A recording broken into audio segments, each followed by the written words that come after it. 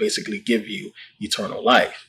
It's going to help you transcend, the physical form and basically go into your spiritual form and live eternally, as we'll get into. But it's giving it to you right there. Now, one of the keys to it is really understanding this whole concept between the serpents and us, which is why, as I said, the reptilians or the dinosaurs, whatever you want to call them, which we're going to break that down and explain it more. It's more to this. Plays a major role that a lot of people is not seeing. So in a lot of verses, you got to be able to pay attention to exactly what it's talking about. Negate everything that they told you in church. He's giving it to you right there, saying you have to be born again to enter into the kingdom of heaven, because it's a joke. It's the woman's womb. It's something more to it to basically transcend. You need basically what Moses was talking about. You get what I'm saying? Two separate things he's talking about. Talking about being born again. That's one. Coming back into the physical form. And then the spiritual, which is why he separated the two and he was clear. Which is born of flesh is flesh. Spirit is spirit. Because whether you understand or not, it's a rebirth process all over again in both ways. So spiritual at first, we are born in flesh. You die. You go back spiritual. But then you have a decision to make. Are you going to stay spiritual? We're going to go back to flesh and reincarnate. So this is why he's giving you the two instances of flesh is flesh, spirit is spirit, born again, flesh. As Moses, the serpent, lifted up the serpent in the wilderness, so shall the Son of Man. You, us as well, have to be lifted up the same way with the Kundalini energy, either making a choice to be flesh or spirit. So now when we're talking about Kundalini rising in the spine, to bring it into the Egyptian mythology and what the Egyptians talked about, we know this is the Jed pillar, Asar or Osiris, whatever you want to call him. So now you have to understand one, where Osiris's body was put back together was in the Delta, in Lower Egypt. So basically he was put back together in a place called Jedu, which is basically where they get the Jed from, which is the original name for Osiris. Before he got his physical body and form, he was represented by this symbol that looked like a spine, or, the vertebrae on the spine. And he was called the Jed. And this was where he was put back together in Jedu, which is in Lower Egypt. So now in Jedu, they have a festival ceremony of the rising pillar, whatever you want to call it. And it basically represents the eve of the agricultural new year. They call it the Korax or the Chorax festival. It's from December 10th to January 8th. January 8th will basically mark the eve of the agricultural new year. The next day will be considered Pert, which Pert means going forth. So the ancient Egyptians looked at this time where you had the flood waters basically start to recede and the land begin to come up out of the waters again. And they called it Pert Asar Neb Jedu. Pert Asar Neb Jedu. And it basically means house of Osiris. So they basically were celebrating the eve, or, the beginning of the harvest, the festival where things are starting to grow, food is starting to grow, agriculture is beginning to be seen, the grass is beginning to come up out of the flood waters or the waters or what have you. And this was something that they celebrated. Another reason why you have the whole celebration of the water lilies basically springing up out of the darkness of the water and basically blooming on top, which is also a representation of Asar, Osiris, because it's showing basically what he represented back then, which was the new harvest. And the reason why Osiris was green is because of this. He originally having to do, or what they understood, they always, put him with agriculture and, life and death or what have you. But this is one of the reasons why he was green. But you got to understand, Osiris represents, life, death, that cycle, rebirth, ascension unto the gods, basically into the next phase of existence or what have you. Osiris represents all of that. Anything that has to do with the cycle of reincarnation, with life, death, ascension, or what have you, it's Asar, which is why they put him, on top. So you got to understand what he deals with, and everything that's pertaining to him, you're going to see it's going to have some facet of either agriculture or, spiritual ascension or the wheel of reincarnation or what have you, which is why a lot of people never really paid attention. When you look at the Jed pillar, the top you have the vertebrae or the spine. But look at the bottom base. The bottom is basically representing the tree, the trunk of a tree coming out of the ground. That's how it looks. So you have both representations of the tree and the spine, basically giving you the tree of life when you really understand what it's talking about. So it's all right there, all in Osiris itself, dealing with so much. So the Korax festival was basically that, and them basically celebrating the growth of the new harvest. This is where a lot of people believe Christmas really began, because what they would do was you would have these shaped body shapes of Osiris, and they're doing with different types of bodies, where they would basically put in mud, barley, and what have you, and it would grow these trees. And this is something that they would celebrate. And this is where a lot of people believe the pagans stole the idea of worshiping the trees and worshiping the roots, plants, and what have you from this Korax festival that the ancient Egyptians was doing long before we ever heard of Christmas, or pagans for that matter. So this is where it's believed to have begun. You have the date, again, December 10th, January 8th, right around that time we got Christmas or what have you.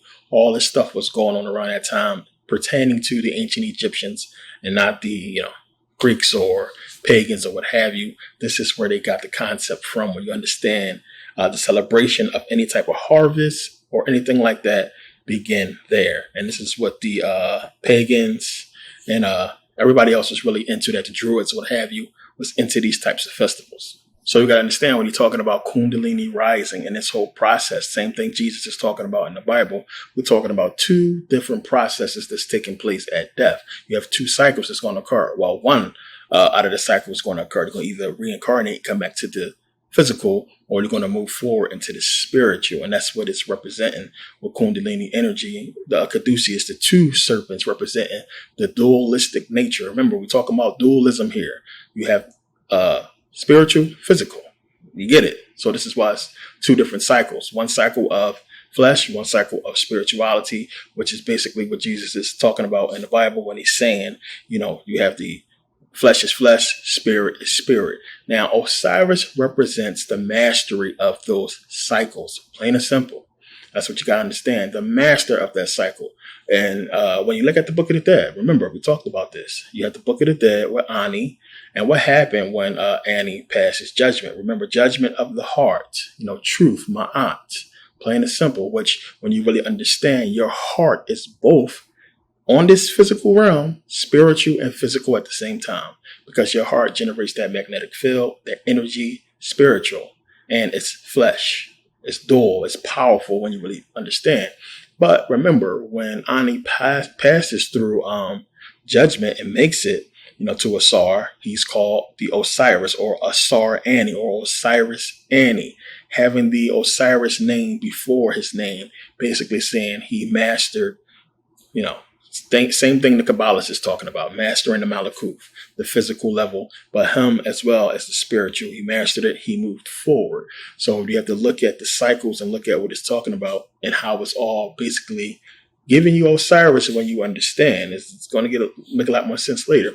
So you have Bible, Jesus telling you, you got to be reborn, or you got to be as what Moses did, the medical caduceus, the Kundalini energy with the serpents, and you got to choose. And the whole thing is having the power and the knowledge to basically make it, to even have the opportunity to choose. If not, it's going to be chosen for you, basically.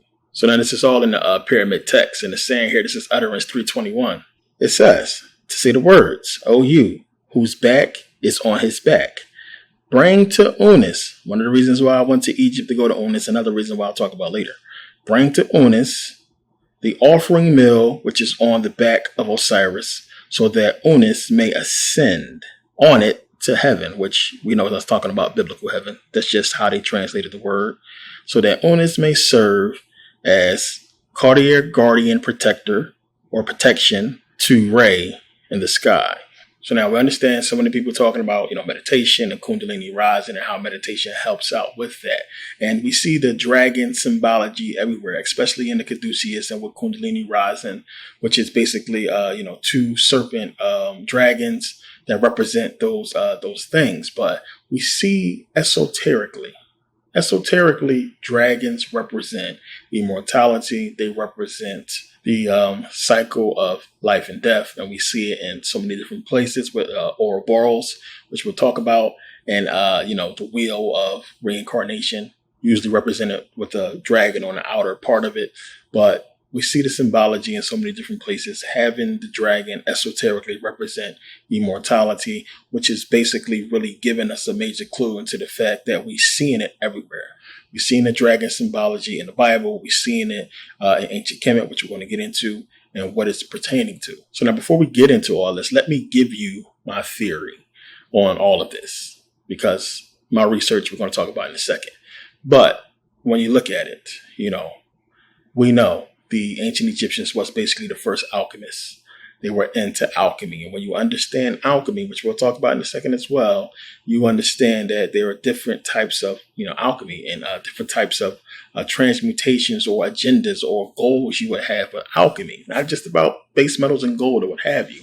So we understand that. So paying attention, doing the research and looking at it, it seems as if the ancient Egyptians developed the elixir of life, which is one of the things you hear about in alchemy with the whole philosopher's stone and all that stuff. But it seems as if they did it. One of the things I want you to consider is the existence of something means it had to exist. And we have imaginations, of course, but the concept of something had to come from somewhere. So far as we go back, we're seeing this stuff. And I want to also point out, the ancient Egyptians wasn't into all that. I mean, they didn't put on plays and shows and all that kind of stuff to really lie about something that is this outrageous. This is something that they really talked about. So from my research, we see that they were into alchemy. I believe that they discovered this elixir that either granted immortality or, longevity, or something to that effect. It either healed, it did something, and that they had it, and it was only, given access to by the kings, and it was made by the women priests or the women rulers. Now, in the Egyptian mythology, you would see those rulers or those gods, those women gods, represented by, the gods of Egypt, and not a person that we could point to in ancient history. But you have Hathor, and you have Hathor in so many different instances and different depictions, holding the pots, which we're going to also talk about in a second, that's dealing with this elixir. Now, me and many other people believe that this is one of the reasons why ancient Kemet was taken down, is because they did have this elixir, that they did have this secret, and people wanted it. People attacked Kemet a lot for it, and Kemet had a different reason why they had it, whatever that was, but they didn't want to really give it out. I don't believe so to just anybody. And as I said, the pharaohs was the only one who was supposed to have access to this elixir. So you have that. But I also believe, and from my research, that they could only prepare this elixir, whatever you want to call it, with the aid of these dragons. I know it's going to sound crazy, but y'all know me. I always bring my proof. But that's what it seems. This is just me giving you my theory, not giving you actual research, but what I believe and what I'm seeing as far as doing the research. And my theory is that, exactly, that you read about this elixir they had for the plants, to make the plants grow big or make, real crazy vegetation patches or what have you. That was one thing. And that has to do with Osiris as well. But the one about immortality or about longevity, and I believe it's in the Bible as well when you get into the whole Lazarus thing, what they was talking about, and all of that. They stole little pieces from Kemet when they seen what they was doing and put it in the Bible, just like they did with this whole thing with Osiris and, the serpent or what have you. That's basically talking about Osiris with Moses. And we can easily get the hard part out of the way. The spooky part, which is basically the existence of these dragons in ancient Kemet, because they would have to be there in order for them to basically make this stuff.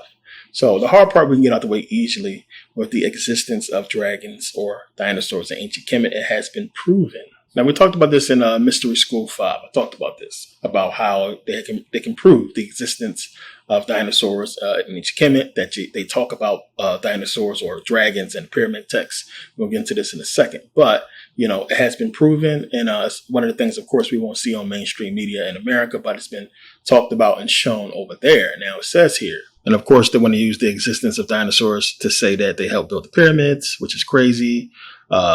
Cairo, Egypt, a team of archaeologists at the University of Cairo, led by Egyptologist Nabir Ibn al-Samud, has uncovered ancient papyri and a number of stone palettes dating back to 3500 BCE, which could prove ancient Egyptians may have lived amongst dinosaurs. And they basically say down here that they would dismiss this claim if he wasn't such a well-known, Egyptologist.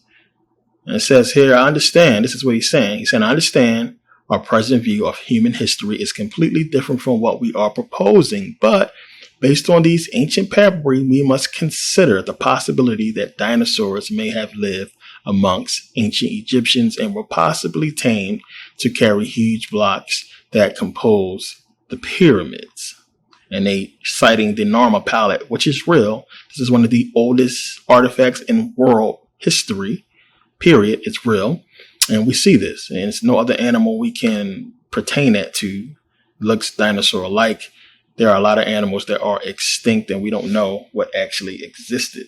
And it's one of the big things. One of the big things that they are not talking about is the existence, or the pyramid text talking about the existence of these beasts or dragons, serpents, or what have you. It's all in the pyramid text. It's all throughout Kemet, them talking about these serpent dragons. And basically here it is. They even classify them in different groups, hybrids and drake and different types of dragons. When you look at the pyramid text, it's right in there.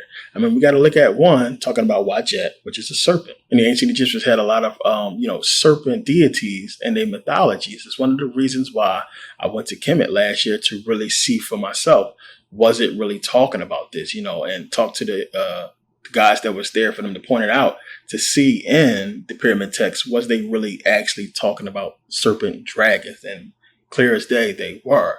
And it's something that nobody's really, talking about, because one, when you look up Ouroboros and the whole history of it, comes from ancient Kemet. It comes from the pyramid text of Unis, which is why I went there. And that's where they found it. Now it's saying this is basically the origin. Its origin goes back to ancient Egypt and ancient Greece. Originally, its first use was in the emblematic serpent that was found in the hieroglyphics that was in the sarcophagus chamber of the pyramid of Unis. And here I am right there in that chamber. It is also used in the Nordic mythology as part of the concept of the story of the serpent Jormungandr.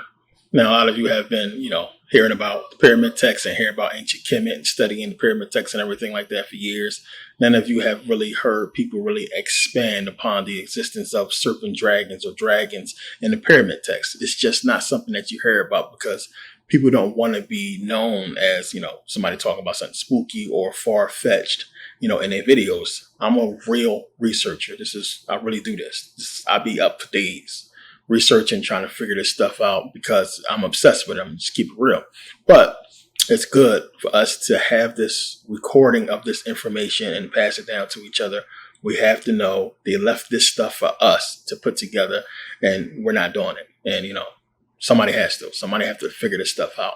But you have this dragon symbology everywhere, and more than, it pertaining to, alchemy or what have you, with the dragons, the main thing that you're getting when you do the research is the connection between these dragons and women.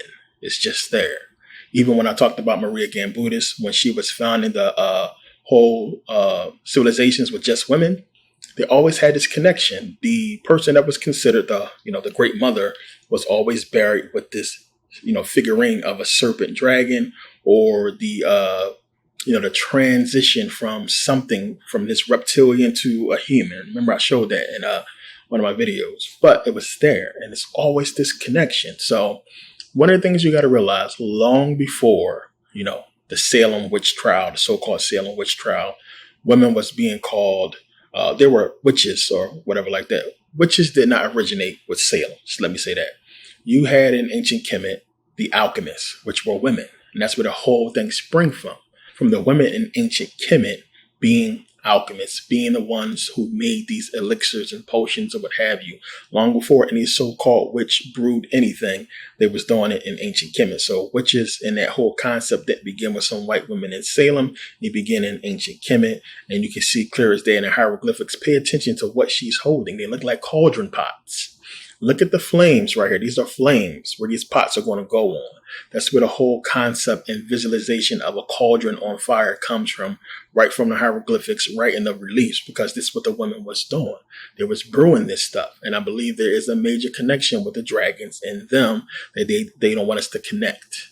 So now let me give you alchemy real quick. It says, alchemy as a form of scientific and philosophic practice and is a kind of a, combination of magic and science. And the base philosophy of alchemy is the study of transforming something into something else, basically. Origins of alchemy date back to ancient China and Egypt, became popular in Europe during the Middle Ages. The original main purpose of studying alchemy was to be able to turn normal metals, base metals, into silver and gold through transmutation by creating and using the philosopher's stone. This is all metaphorical when you really understand it as well. The more magical side of alchemy is some other goals, such as achieving immortality through discovering the elixir of life. I've talked about Egyptian high alchemy. Everybody is known. This is where it's coming from. And we know ancient Kemet, ancient China. When you go to ancient China still, just like in Thailand and many other ancient places, India as well, we find the ancient civilizations that did something one way and all that changed at some point, which we'll get into. But that is there.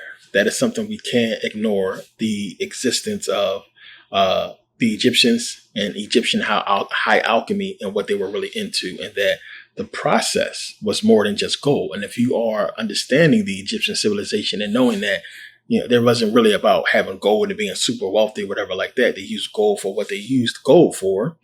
Then, they had to also use the practice of alchemy for spiritual use as well.